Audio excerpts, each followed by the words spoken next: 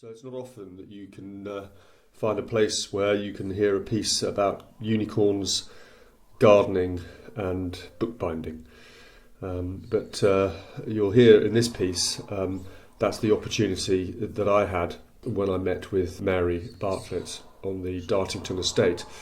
So what I've done, I've taken the sounds of the bookbinding studio. So the opening of a book with its creaking has been slowed right down, so it sounds like the sort of roots of a tree being extracted. The flicking of leaves through a pages of a book sounds like a repetitive tapping, boulders falling out of a sort of mud cliff, if you like. And we've also got the printing press itself, which rings slowed right down to a sort of dull hum. So those sounds form the bed, and over that we've got the piece about the unicorns, the garden, and also the bookbinding itself. So I hope you enjoy it.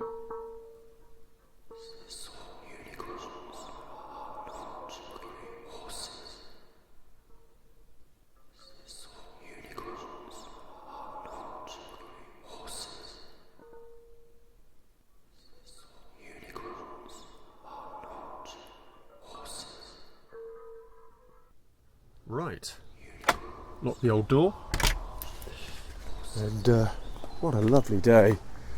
Probably here I've got the old flip-flops on, and that's because it's one of those June classics. Now, back to Dartington. So Mary Bartlett.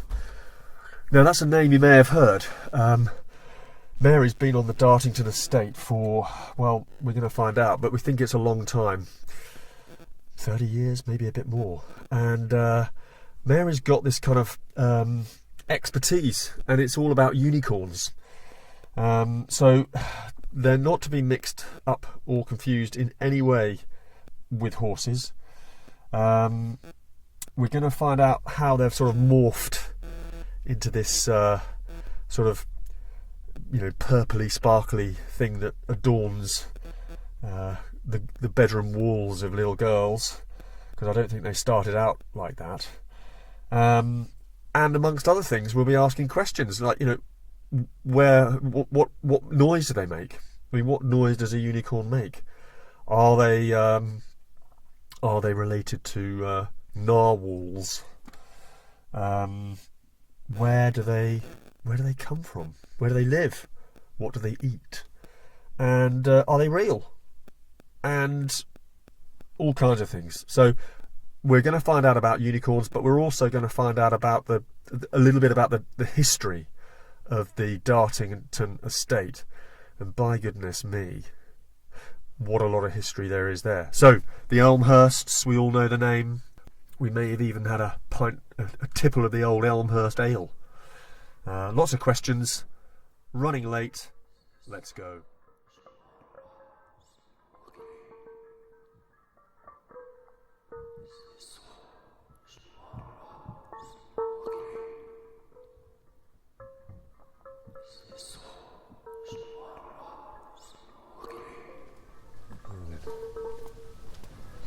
I can see a door open here. It looks unicorny. Does it look unicorny? Yeah, it does. I can see a unicorn. Ooh. So, where are we? Hello? Hello. Oh, hi, Mary. It's Dave. Yeah. Hello. Sorry, I'm a little bit late. It's all right. Great. I thought I'd got the wrong day or something. No. So, we're going to do it on the hoof. No pun intended. I mean, do unicorns have hooves? Well, they do, but they're cloven. Okay. Yes. So they're not like a horse's hoof? No, I know they're not horses. They're not even related, are they? No. They're not equines, they're not a Cervids, but they're Bovids. Okay, Bovids. Yeah. So more of a goat than more of a cow than a horse? An antelope or a gazelle. Okay. But it could be a goat. Could be a goat. Yes. Rock climbers? Or? Well, there's lots of stories about them. Okay. But I'm reading 2 great big volumes on goats at the moment. Oh. But all the goats are twiddly horns, apart from the Hungarian screwhorn sheep. Okay. And what's that got then? A screwhorn? No, it's got lovely screwhorn horns. Screwhorn horns. Yes. So, I mean, let's cut to the chase. So, the unicorn horn is goat-ish. Antelope-ish, sorry. Or gazelle. So it's like this one here, but only one. So a bovid. Yes. Oh, I see. Yes.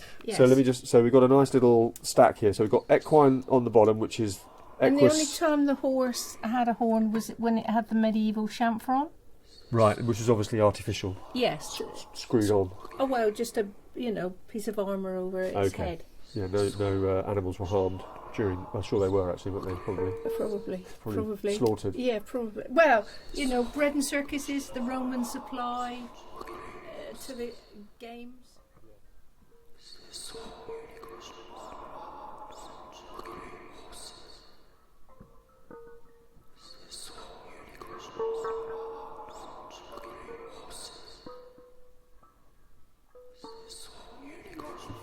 At the moment. Theses, PhDs. Yeah, no, I thought maybe it was thesi, but... well, I don't know, it might be thesis. No, I don't know, I think you're probably right. I knew the Egyptians kept them as pets. Oh, okay. Oh, yeah, look at that. Yeah. Sweet little unicorn. Yes. Is that a sort of... What are they called when they're babies? Not foals, are they? Kids, I suppose. I don't know. Kids? I don't know what baby unicorns are called. Well, I think they're called kids. Well, I don't know. We're not going to say it because I haven't got any proof yet. But this is brilliant. Somebody must have gone nuts to research all this. Yeah, I mean, how many pages? I mean, we're talking a huge volume of. We are. It's the gazelle in ancient Egyptian art, image and meaning, and it's brilliant, absolutely brilliant. Because I knew they kept them and my theory is that in antiquity, the herds of whatever it was were bigger, so you would get oddities. But now we're slaughtering them at a rate. This is the current pictures from Libya. Okay. This is the Dorcas gazelle. Oh dear. That doesn't make very pleasant reading, does it? No, not really. I thought there was enough trouble in Libya without the gazelles being involved. Yeah.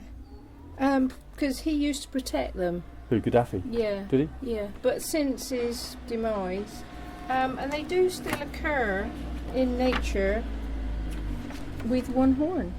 Ah. So if you found one, you'd have taken it to the court of the king and say, because most in antiquity, the Egyptians had gardens, the Persians had gardens. In the Middle East, all the rulers had gardens, so you would kind of stick the little thing in there and go, look what I got.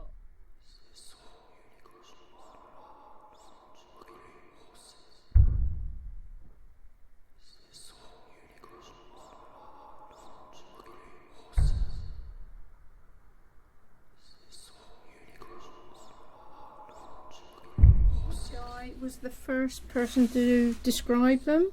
Okay, so the complete fragments of Cetesis. Cetesis and of wherever he lived. Cnidus. Yeah, he went back after being at the court of the... But there's quite a lot of references to the little friend in here. And there's also references to the court of Prester John in Ethiopia. Okay, so gosh, I mean, we're going all around the world, aren't we? At a rapid rate. So yes. So let's just sort of step back a little bit here. So we've got in this glass case, we've got equines. I understand equus the horse. Yes. Cervid the deer. Cervid the deer. They drop their horns. Okay, so cervids have horns. And they fall off every year and then they regrow. Yes. And then above, not necessarily above in that way, but in our display, we've got the bovids. Yes. Now they're more sort of antelope-like. Yes. And they do not drop their horns, or no, they don't keep them through their life. Do they? Yeah, and that's why the goats and all these are at risk too from trophy hunting. I see. You know, the older the bigger, you get the bigger horns. So let's just talk about these unicorns then. So they look a little bit, I know they're not, but they look more equus than they do bovid. That's because they've just been distorted through time. Oh, I see. I think. So unicorns are real. Well, I think they must, that in the Egyptian... Yeah. Yes. And that's based on something called the Linnaean classification system. Right. Because Linnaeus, it starts in a way with this ancient art, but also too, in his first edition, he sort of classified everything, and it's still regarded as the standard classification. Did plants, animals, insects. He must have been a real, nerd. Well, no, but good job we did it. And in his first edition, he put unicorns under Paradoxa. Right, so okay. he didn't know what they were, but he stuck them in there. And what else is in? Oh, is that because it's a paradox? I suppose, because there were griffins and all sorts. So anything he didn't really understand, he stuck in the section Paradox. Oh, okay. So what else? So we've got griffins, unicorns. I think there's dragons. I can't remember. I imprinted it off. Okay. So was he responsible for? So when he did this sort of classifications, yes, was he kind of responsible for putting these one-horned beasts into some kind of he fantastic? Just put them in Paradoxa, because But the more I've gone back to history, and not what people make up about them, the more interesting it gets.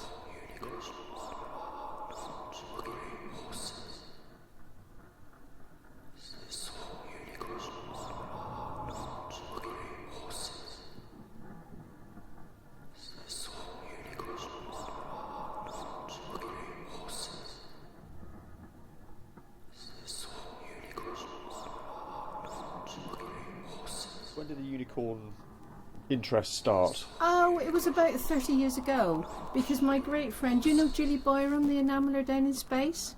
No, I don't. She's wonderful. And I wanted to, Dartington used to give away these lovely little enamel white hearts. Oh, yes. And I said to Julie, could you make one? And she went, no, go and find something else. Okay. So, back through all the kind of,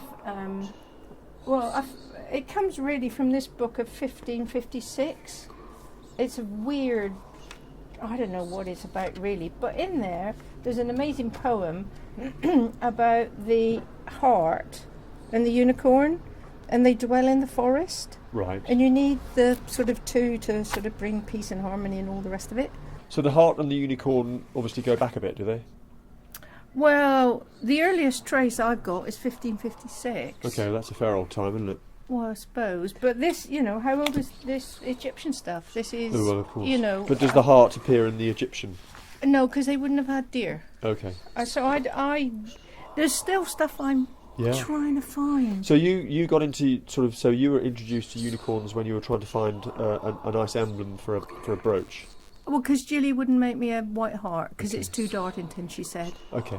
So then you kind of thought, right, okay, so it's going to be a unicorn. Yes. And then it kind of sparked an interest in yes. thought. And and that was like 30 years ago. Yes. So you've been kind of researching ever since. Yes. So are you like a global authority on unicorns? Not really. Well, I don't know. There's probably other people out there, but you're one of them. I don't know. I just trek on, really. But there's probably not a lot you don't know about unicorns. Oh, I don't know. You keep finding things and you think, oh, I didn't kind of know that. Do you know what kind of noise they make? Oh, there's varying descriptions of the sound they make, depending, I presume, on which animal whoever was describing them in antiquity heard. I wonder what. I mean, do you know? Could you make? No, I can't make a unicorn noise. I mean, do you? I mean, would it sound like a giraffe?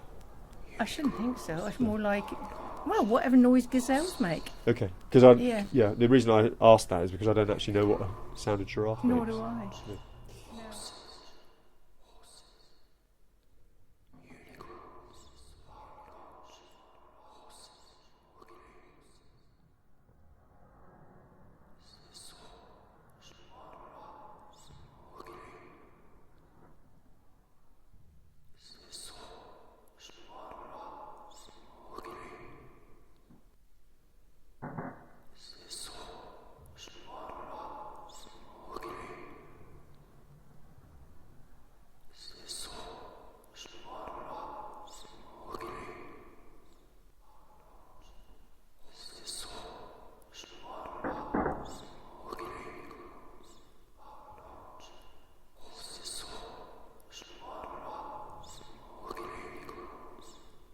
Andrew Lacey, the bronze caster? No, it sounds like all the people you're going to mention I don't think I've ever met or heard of. Oh, ooh. Isn't that terrible? That Sorry. is really bad. Well, I know, but I'm learning about them now, so... Yeah, because this is Andrew. He's a bronze caster. So we made... The first thing he made was my husband's gravestone. Okay. And then we made the unicorn. That's in clay. That's all the alchemical metals. That's casting it, me chipping it out the mould, staggering up to my garden. Well, I better have a look at this. I'm going to put my glasses on. It lives in my... It looks like this now. Oh gosh, that's amazing, isn't it? Yeah, it is. It is. When you say look like that, it looks like this now. Well, it's in my garden. Oh, I see. But it's always looked a bit like that. Going from the clay model. Oh, I see, yes. Yes, we made the clay model. Well, we did this for my husband first. Yes. And then we thought, oh, we'll do something else. And this is the clay model. And then bronze casting is a very special... It's got ancient rituals, ancient metals. And the only way Andrew knows how to pour it is he looks at the colour in the mould. Right. And you go, oh. And there's me chipping him out. Amazing. And then staggering up with the rock he lives on, and then all the other construction around him. And So you say him, is that a male unicorn? yes, that's a boy. We're pretty sure that's a gentleman. He looks quite Whereas muscular. the one they've got over there is Darcy, who's a lady. Oh, okay. So I don't know what they get up to at night. I mean, apart from the obvious mammalian difference, do they have a difference? Apart from we don't know. That's why he's sitting down. Oh, okay. Yeah, we But I don't. imagine they're probably the same as any other I would have thought mammal so. Yes, I would have thought so. in the old gonad region. Possibly.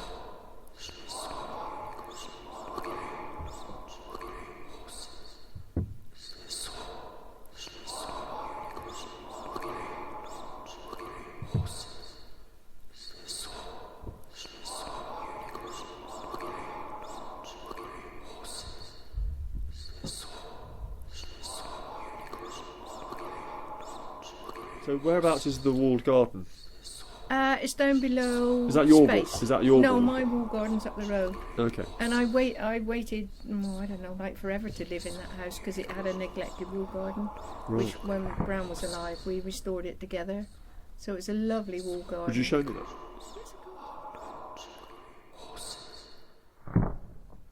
So there was nothing here when we came. It was all completely overgrown. Yeah. Well, you know what it's like, trees. And, Yeah, definitely. so Wow. we restored it. Your runner beans are doing much better than Oh, ours. they need a good drink. So are these courgettes? Yeah. We're beating you on the courgettes. Oh. Yeah, I don't know why they're so slow. Yeah, well, no, we've But got... this is all the broad beans I've Yeah. selected for seed. Okay, yeah, so we've all got these some... will be. We've had good broad beans this year, no Yeah. black fly. I think it's because Yeah. it's been dry. They'll all be. This is seed, Yeah. so I kind of select for seed. But I watered this before I came.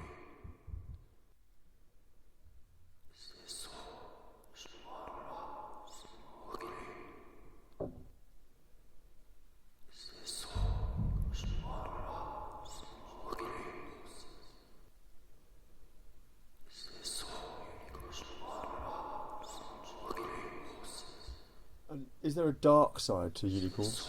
Not that I found. Some people give them a dark side, but I haven't found a dark side to them. I mean, you wouldn't want to get that spike anywhere near you. You know, you wouldn't want to be like... You wouldn't want to upset one and get that, you know, up your... Well, I don't think you would upset them, would you? Well, I don't know. Imagine if you teased it. I don't know. But why would you? Why would you tease it? Well, you know what people are like. I mean, I Well- wouldn't, but some people are like that. You see them, don't you? They see animals and they think, you know, they kind of provoke them. But that's just our lack of being together in the world, No, really. I agree. And that's their journey, not mine. Well, that's fine. So, as far as you're concerned, they don't have a dark side. That's nice. I've not come across one No. because they're often depicted. There's all sorts of depictions in antiquity for them about, you know, being with the. Well, I don't know about the Christian mythology because that's about being captured by the Virgin. So I don't kind of know that one. Well, I know it, but it's not kind of quite me. And then, because I think most animals don't really have a dark side, do they? I mean, cows Well, are very gentle and... Well, I don't know. Someday I was reading somewhere in this research on aurochs, because Julius Caesar is supposed to have seen a unicorn, and they think it's one of these, an auroch. Okay. But I was kind of reading this the other day, and it says they kind of backbred them somehow, and they turned out to be terribly ferocious. Yes, which is yeah.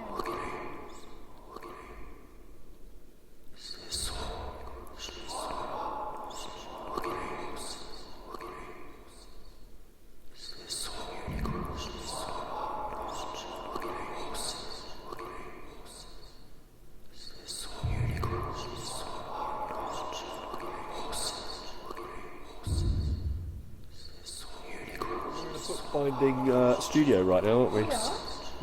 Give me a little tour. Well, it was sort of founded at the school. Okay. Back in about 1935. Right. Because there was no other means of printing in them days. You had to print letterpress. Okay. Set the type. Let's have a look at the old press here. So is this? No, this is the press. Oh right, gone to the wrong one. This one's 1895. Oh gosh. My pride and joy, this one. Wow. So does that? This is a treadle press. So you set the type, and a lot of expressions come from type, letter by letter, line by line, making a good impression, because it's how much you set the press to get the impression in the paper. Right. Do you ever get a second chance to make a first impression? Oh, well, you fiddle about with scrap paper till you get it right. You don't print on the decent paper till you've got all the stuff right, really. Quite right. Yeah. So do you still use that press? Yeah, okay. Of course. So can you show me something that's printed from it? On it? Yeah, this whole book was printed on it. This is Modern Alphabet for Unicorns. And this is all hand printed, hand set, hand printed. Gosh, it's very clear, isn't it? What font is that? It'd be Bembo, because Bembo's the main sort of font. And also here, I didn't have enough of the italics, so that's why some of it's in capitals. So that's quite good though, isn't it? Well, yes. And then with this, it's all set in Bembo italic. But every letter is a different typeface. Great. So every, and that's D, that's the Dartington glass, that's HMS Unicorn. I know the captain. Okay, so why was a submarine named after a unicorn? Because the tradition in the British Navy of HMS Unicorn goes back a long way. Okay. Yeah, there's a very old one up in Dundee, a wooden one, HMS Unicorn, that you can go and see. But we sold this, I can't remember who we sold this to, and it's named something else now. But this just looks at, this one's F, that's food. I thought it was bad luck to rename a ocean-going vessel. I wouldn't have any idea.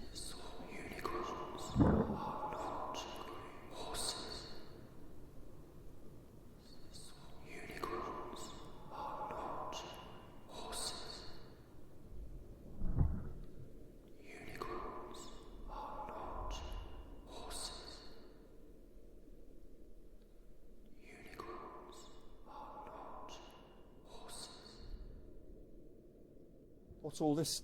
What are these all blocks of? This is mainly brass type. Okay. I've just got this from an American artist, Ray Tommaso. I swapped some wood type for this because this is upper and lower case, and you don't get upper and lower case very often in brass type. So the brass, we use the brass type for blocking titles on books. Gosh, there's an awful lot of drawers here with a lot of different types. Exactly. You wouldn't want to spill those, would you? No, you'd be a long time putting them back. But I think there is because a lot of the old boys have rung me when they're giving up and said, do you want to rescue this? And you have to be very selective about rescuing it. Yes. Because there's just so much. I've got one very, very rare one, which is narrow Bembo Fairbank Italic. So tantric sets. I mean, well, somebody was binding that, and they just did that as a title. Oh, I see. Yes, no reason for. I thought Sting may really one of your pupils.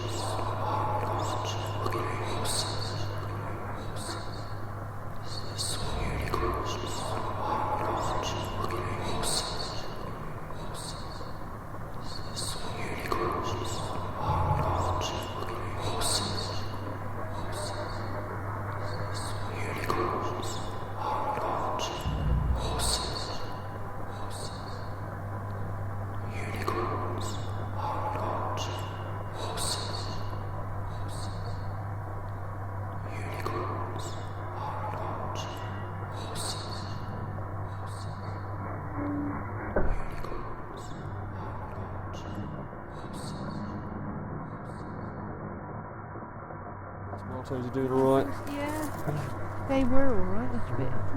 How many trusses do you keep on you? Well, that's always the temptation, isn't it? Yeah. It's how far do you let them kind of go? I discipline myself to 4. Well, I think I shall soon have to discipline myself to stop them going. Last year I had them right across the roof. Otherwise you'll be eating them at Christmas. Well, that's.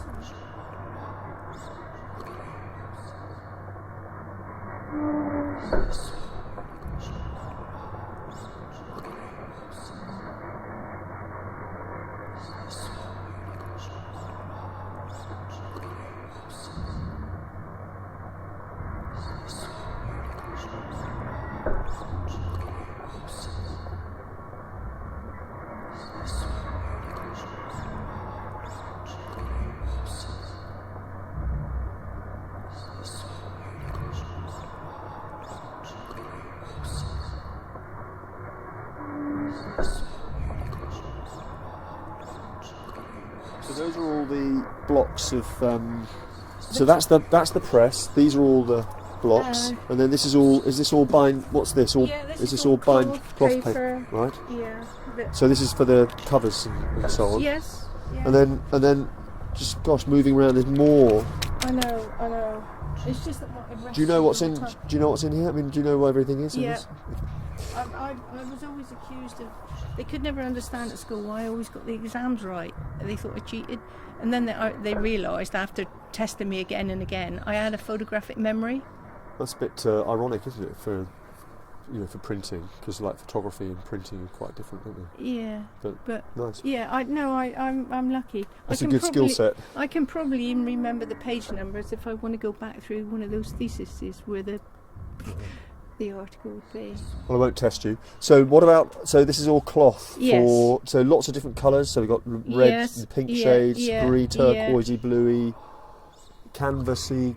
And where is this all made in England, or is it all like? Is it all? Yes, but yeah, pretty much. Yeah, all this will be, and a lot of these are old papers. Again, old printers have rung me and said, I've got a packet of this. Do you want a packet of that? So you've got like special stuff stashed Yeah, away. there is. Yeah, there is. What's your most special paper?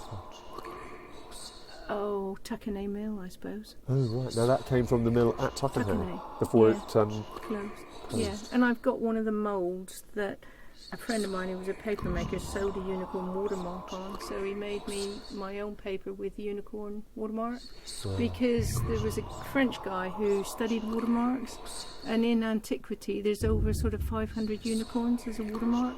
Gosh. So that shows that with type you had uppercase, that's where you get uppercase, so all the capitals would be in one case and all the lowercase were in another case. So, I see, so like literally in a different case. Yes, and also 2 point sizes. If you understood letterpress point sizes, they're all mathematically related. Oh gosh, I bet. So that you can actually understand the spacing and the typography from the So spaces. 1, 12, 14, 16, 18, 24, 30, 36. Yeah, but So- I mean I can go up to, really big wood type as well. What's the... The smallest you wouldn't want to set in 4 point. No, I was just It would thinking... go you mad. I was just drive you thinking mad. about the mathematical sequence there. Is it Oh, it's like some kind of based- weird Yes, Fibonacci? it is. It's based on somewhere here. Yeah, it's based on the history. There's a good article there, history of the point system, Oh, how okay. it happened. Because all type founders were slightly different, and then American type founders sort of burnt down, and they all standardised. The size of the type after that, it was more standardised. Well, that's how...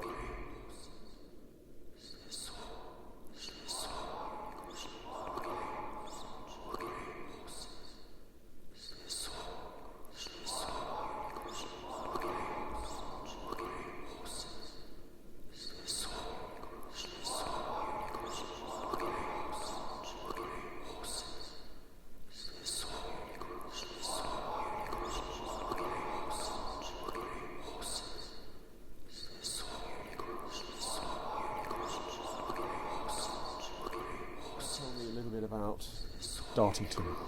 So what's the story? So when did you arrive? I came in 1963 as a girl in the gardens department. There had been one girl I think before me, but I'm generally regarded as one of the first girl. And you can imagine in a gentleman, old gardeners, boys, it was the 60s, so you had to be a bit nippy on your feet. I bet, yeah. Oh, gosh. But I lived with a head gardener, Mr. Johnson, and he was lovely. But sadly, he died quite, not long after. And then I lived with lovely Florence Burton, who was the housekeeper in the courtyard. For, I don't know, might have been a couple of years, I suppose. Then eventually I met my husband, Bramwell. So what brought you here in the first place? There was not really very many places that would take girls to train in horticulture. So you had an interest in... Yes, I mean a great passion, simply because I said earlier, my father was a railwayman, we had big allotments, I'd always grown, I was really keen, really interested. So what part of the country was that then? Bovey Tracy, just out the road. Oh, okay, so were you born in Bovey? Born in Bovey? Yeah. And so your father was a signalman. But you mentioned he was in the Dolomites, but he must have been... No, we travelled a lot. Okay. Because you would get railway passes and concessions. I see. So we travelled a lot. And I think, the influence of going to Austria for one trip, the Dolomites for another trip, and I guess one of the biggest influences was one of the holidays we had in Italy. What was I, about 13, 14? And I remember standing in St. Mark's Square and looking at those bronze horses. Right. And went, oh, gee, I'd like to do something like that one day. Right. And fate has decreed that I've been lucky enough to find Andrew Lacey, who is a bronze caster. And we've worked together, and that's been just amazing. Yeah. But I was just lucky to have, I'd been to Kew when I was... There's a picture of me about 4. Right. Been to Edinburgh Botanics when I was about 6. So you had this interest in... Excuse me. Can I help you? I thought it was a shop. Oh no, sorry. Oh, it was. Yes. Yes, afraid so. Okay. Sorry. Yeah, shut that door, Everard. Just goes to show I could keep it going. Yeah, you should charge people to come in. Yeah. Yes. I might do that. I might just pop out and sit on the door and Take charge the money. people. Yeah, take the money and run. Oh well, that would be on your conscience, not mine. I'll give you a hug.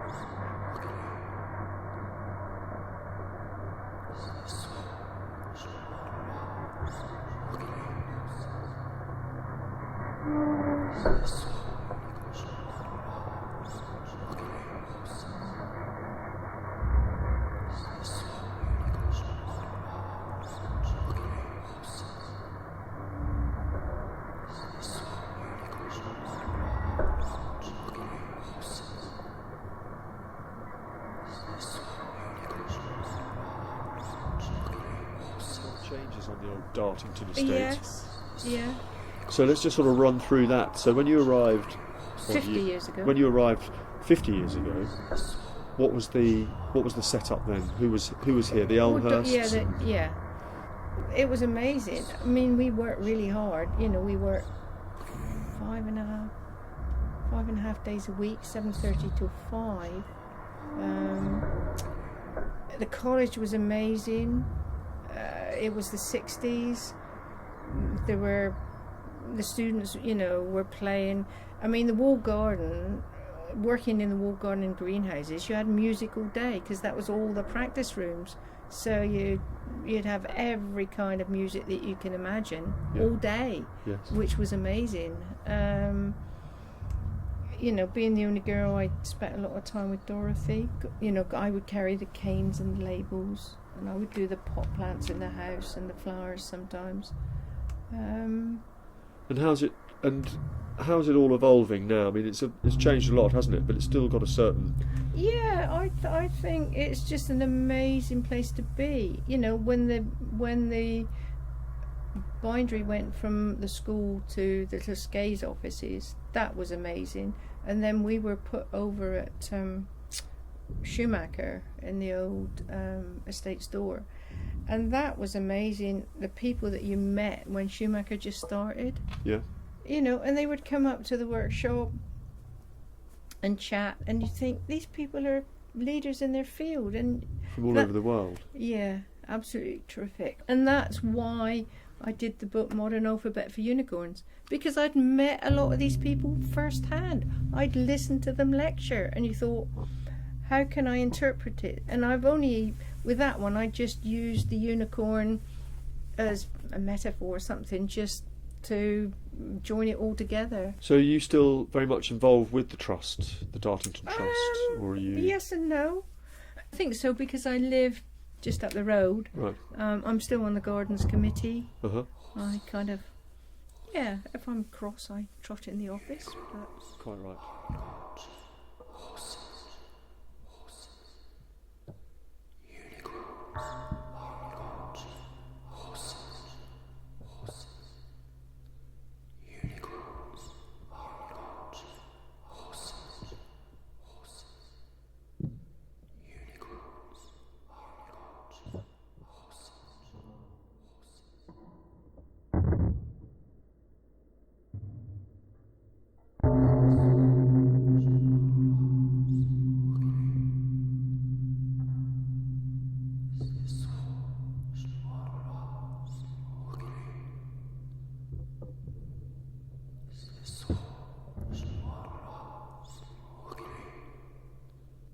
But I have to say, this trap is fantastic. I bought it off eBay, Okay. and it's brilliant. So it catches them live, does it? Yeah. And then what Don't do you do? ask. You don't want to know. You dispatch them. I dispatch them. Well, what technique do you employ? I'm not mentioning it. Tell me, it's a rolling pin, is it? Well, not quite, but it's, you can set it, and I can. Not quite a rolling I pin. set it, and I usually have the string attached to my kitchen window. So if I see the squirrel in there, I can pull it. And Well, that's great. Well, look, next time I'm on the estate, I'll see you, and I'll buy you a cup of tea, cup of coffee, yeah, yeah. Whatever your favourite beverage. Apple juice. Apple juice. Yes. And I'm gonna make the most of the sunshine. All right. Bye.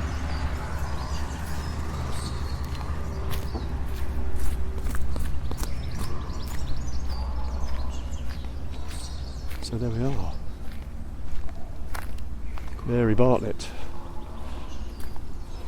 Font of knowledge. Unicorns. Plants. Amazing setting. I know I've said it before, but Dartington really is a unique place.